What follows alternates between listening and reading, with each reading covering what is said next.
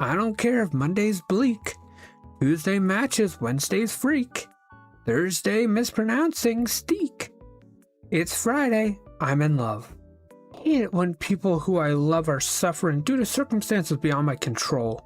There should be a sea monster that I could slay to fix this problem. Nobody ever gets locked in a tower or chained to a rock at sea anymore. It's always some stuff like chronic illness or PTSD-related depression. Ah, I see how it is. When the dangerous crowboy eats plastic, he's doing great and doing his job. But when I, the humble house cat, this would be so good if it was good, might just be my favorite sentence to use when analyzing any media. Because it's not a meaningless thing to say. Some things will always be mid at best, but sometimes things that suck could be so good. If only they were good. $3 bill. An average T-girl conversation. Meow, meow, meow, meow, meow, meow, meow, meow, meow, meow, meow, meow, meow, meow, meow, meow, meow, meow, meow. You can't be saying that stuff, white baby. What? Meow. A somewhat accurate recreation of an actual interaction. It happened just like this. Honestly, one of the worst things about getting isekai'd is the one-day adjustment period where you're frantically trying to remember whether the creator of the vaguely European Middle Ages fantasy setting you're in is familiar with the historical architectural product of Europe, so you know if you're about to face the consequences of being reborn in a world where you can't get caffeine or nicotine. Going down a conversational chain where I ask every farmer I encounter whether they've heard of a potato, and even though many of them are saying yes, I'm getting the sense it's a cruel joke because every time I ask them for more details, they immediately proceed to describe an apple with an elemental earth enchantment. Fantasy authors love to daringly ask, what if racism was correct? Let's make up a story. I'll start. Once upon a time, there was a big booty butt, and she lived in a magical land called Big Booty Butt, which was named after a donkey that famously carried a pirate's large collection of treasure. It was a land of wonders, and unironically, I love it. I want that to be a thing now. I want a fantasy story where they go to Big Booty Butt, and then it's revealed, oh yeah, because of the donkey who was carrying large collections of treasure. This joke would work better if I didn't have to censor it by calling it butt. Dungeon Meshi, I think is how it's pronounced, is about the power fantasy of being in the exactly perfect correct situation for your personal brand of autism to be an essential life-saving asset. Of course, this came from a Hololive URL. That tracks. Which path should he choose? The path of the warrior, the path of the scholar, or the path of the artist? He should wander away and have a picnic while he thinks about which path to choose. Great idea, but where should he have the picnic? Under the tree or under the old fort? By the sea, so he can enjoy the sound of the waves. A lovely choice. Should he build a sand castle to pass the time? Or perhaps go fishing? Perhaps he could collect shells he finds interesting. Sounds fun. Which shell should he pick up? This one. It's not a shell, it's a tiny earpiece. Should he listen to music? Or to the mysterious pre-recorded message? He should go back to the crab in the largest shell. They thought they had lost their wave pod and they are grateful he found it. Friendship acquired. Should they celebrate with pizza or ice cream? The friend crab cannot eat either of those. Let's put a nice seaweed salad instead. So many options. Should they get tossed salad, wiggly salad, or spiky salad? Caesar salad. Oh, that's good. I like that. Nothing beats getting it straight from the source. Should they use scissors or claws to cut the seaweed? What about the sword in the first panel? The circle is complete. Through choices, friendship, and salad, he found his way to the path of the warrior, but he won't walk it alone. Their path is just the beginning, but this story is over. Thank you to everyone who participated. My mom's trans allyship is on another level. She once called my friend's dead name that stupid thing his mom calls him. I was once talking to my 75-year-old Chinese dad in passing about a trans friend of mine not getting along with her family, and he asked why, and I said, because she's trans, Dad. He asked, oh, was she the only son or something before? Waves hand. And I was like, wearily, no, she has 2 brothers. And he responded with a great deal of confusion. Then what's their problem? Later on, anyway, even if she was the only son, that's not her problem, that's their problem. They should have had more sons if they were going to be bothered about it.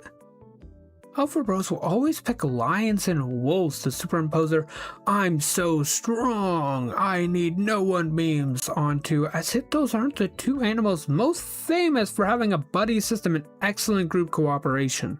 I understand the value of cooperation and love my friends so much. Biologically accurate lion memes should be a thing, I think. Lionesses hunt more often than the male lions, so that's a thing. And funny enough, if you look back to the original alpha male wolf thing, there were 2 alphas in that, not one. The alpha male and the alpha female, who were the mom and dad. Yeah, no, they were in charge because they were the parents, not because they were the strongest or the most masculine or whatever. No, it's because they were parents who had to put up with their kids in captivity. That's how that happened. The funniest thing I've ever heard on a multiplayer online game, period, was when I was playing competitive Overwatch and this dude took the loudest and longest bong hit I've ever heard and then said completely without context, "My mom's boyfriend is pressing assault charges against me." Why? For assaulting him. Whoa there, settle down now, I say to you as if you were a horse. It works. You become settled. It's a very effective phrase. I can confirm this works in real life to a lot of people. Please, please make a video game about dangerous crowboy whose job is to destroy plastic. I am 160 pages into Dangerous Crowboy book. That, my treasure, was a courtship swoop.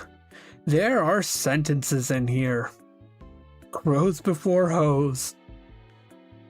It's beautiful. Myers after Mike, funny guy, I like. Myers after Michael, Halloween cycle. High as heck, and I'm thinking about what if there was a meme going around that was just posting this picture under people's post.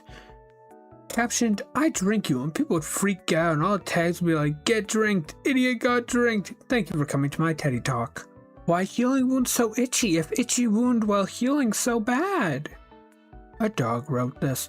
No, I am normal human who can leave bandages alone. Do not get the cone. I am recovering normal dog style, not dog style. One of my favorite fantasy tropes is where the big evil wizard guy makes their own species to serve them, but they end up just good, regular, normal people. Bonus points, they're really monster/inhuman. Voice actors turning 40 and deciding whether they're going to be normal, funny guys or become bigoted, anti-vax, and or sex pests. Just found out the guy who plays Arkham Riddler is a racist. Yay! Remember when WAP came out and Ben Shapiro was like, kitties don't get wet? And then everyone was like, bro? Question mark? And then he was like, I'm gonna double down. My wife just told me I'm right. And that went on for several days. He didn't have to do any of that. Unironically, that is how I found out who Ben Shapiro was. So which will, he did shockingly well at making me know who he was through that. I always end up on the weird side Tumblr reading a fundamentalist Christian blog like I'm doing a disaster tourism right now. Girl, you live like this? Fundamentalist Christian viewpoints always makes me turn into Philip Pullman. Like, if the God you describe is real, I think it's a moral duty to kill him. How about the idea of money being exchanged for goods and services? First of all, explain to me what makes them goods instead of bads. I'm screaming because I don't know if OP knows this, but this is a real thing in economics that we talk about and draw models of. Bad is a commodity that the customer doesn't like. Money can be exchanged for bads and disservices. It's just that we don't want to. QAnon Shaman sues Trump for $40 trillion, claiming he's rightful president. Sure, why not? QAnon Shaman body swap Trump, and that's really Trump stuck in that guy. Summer 1998, where sweets are baked, not bought. Well, this new TikTok trend of 14-year-olds thinking 1998 was actually the 18,000s. Obsessed with this style of fantasy history and cannot emphasize enough that one of the most memorable candies of 1999 was this abomination of a movie tie-in. They boiled that. I've seen some trans people who are in this group. Attractive person? Magic! Actually, more medicine. Attractive person. I, however, am in this group. The creature? Magic. La creature. Whoa, does HRT make you Spanish? Hispanic replacement therapy. Wants to write but tired. Wants to art but tired. Wants to, but tired. Then rest. Thank you, Amfish. I really did need permission.